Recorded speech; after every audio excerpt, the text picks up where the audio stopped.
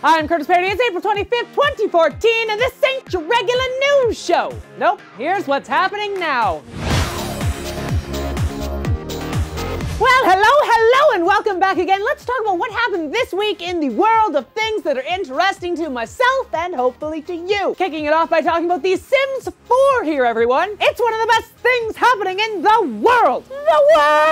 Yes, some more news surrounding The Sims 4 here, as EA has confirmed The Sims 4 will be at E3 this year. E3, of course, is the Electronic Entertainment Expo, going on from June 10th to 12th, and The Sims 4 will be there, as quoted by Rachel Franklin on Twitter. It's expected that more news will come out at this event about this new game. So hopefully some new announcements and some other really cool stuff. So stay tuned to this channel because I'll be talking about it all. So this would be a great time to hit that subscribe button wherever it's located. Also, just to add in here, a brand new edition of The Sims official magazine is out for all of you to look at. So check that out on your tablet, or of course you can check it out online. Jumping away from the world of gaming now into the world of technology, because of course it is that time of the year again, everyone. The time of year for iPhone rumors. Yep, it's that time of the year. iPhone rumor time, because the iPhone 6, of course, is expected to come out very soon. So what can we expect for the iPhone 6? Well, some new renders have appeared online showing off what could be the device. The renders show off that the device is 33% thinner than the current iPhone 5S. It is also designed for a 4.7 or a 5.5 inch display. The power button has been moved from the top to the right side of the device here to accommodate the larger size of the device. And like I said before, it's expected there will be two models of the iPhone 6. One with a 4.7 inch display and the other with a 5.5-inch display. The reason for this? Well, people are looking for phones with larger displays. It's interesting to note that the iPhone now has one of the smallest displays for a smartphone. So it's time for Apple to actually catch back up with everyone else and kind of get into the race again. Also, on a side note, I personally would love a larger display on my iPhone because, you know, I'm all about the size. 4 inches?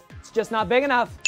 And moving on from there, well, Apple's WWDC, or the Worldwide Developer Conference, will kick off from June 2nd till 6th. This is where Apple's expected to release brand new versions of its operating system, but the next generation iPhone isn't expected until September. And to add in on this topic here, a brand new iPad is expected with Touch ID. Next up, space-type news. Yes, let's talk about space here, and more importantly, SpaceX, the company founded by Elon Musk. A big breakthrough happened for the company recently as it did its first live test of the Falcon 9 rocket booster. Now, if you have absolutely no idea what the Falcon 9 rocket booster is, don't worry, that's why I'm here. I'm here to explain things. The Falcon 9 is a specially designed rocket booster that can launch a payload into space. Then it can return back to Earth and land safely. Yes, that's right. Instead of like the other ones that just kind of like go and float off into space, or they come back to Earth and then just crash into the ocean, the Falcon 9 can go into space and then land and be reused. This allows for the first stage payload to be transported to the space station,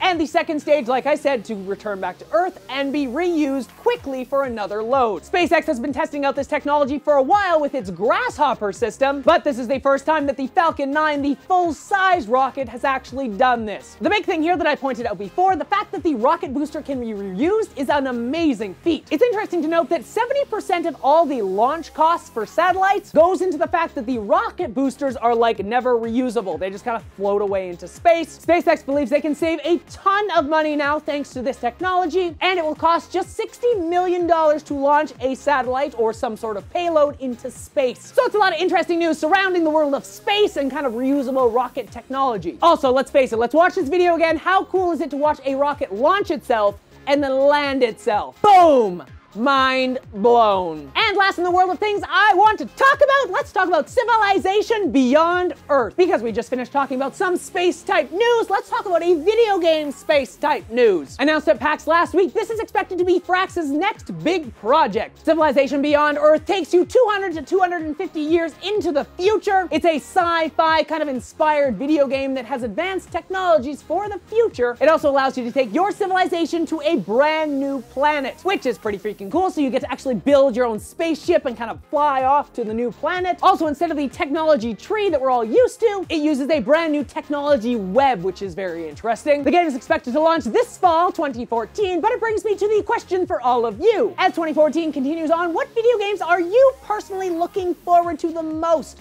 Obviously, of course, I'm looking forward to The Sims 4, but I'm also looking forward to the brand new Civilization game because, well, I love Civilization.